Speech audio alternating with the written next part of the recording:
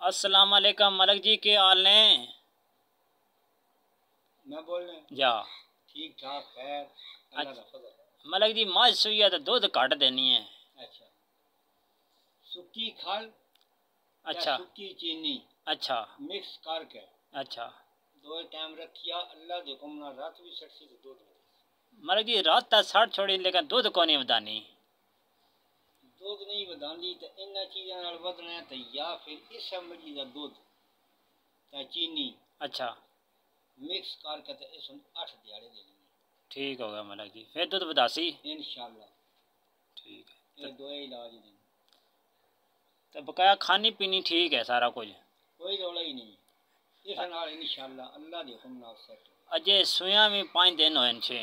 मैं तो कोई गल नहीं रात 20 सटसी चीनी नाल तो खड़ू नाल तो मलक जी जे ठंडे पानी नवाविए पे फिर कोई मसला तो नहीं? मौसम गर्म है पे ना कोई रौला। इस चीज़ का काम है जो खोर के रख लेवनी सफा मज करनी। और के मजीन बारे दसने हो और की तू सवाल कर सकता मैं दस। और सवाल मलक जी कट्टी भी बिल्कुल सेहतमंद है तो असी चाहने हो थोड़ी सेहतमंद हो जाए इसकी नाल के खवाइए। इसमें तो पहला दूध दिए मजी नहीं। हाँ एक थान देने रोज़ एक दिन 1.5 कार डेढ़ कर दो ठीक हो गया।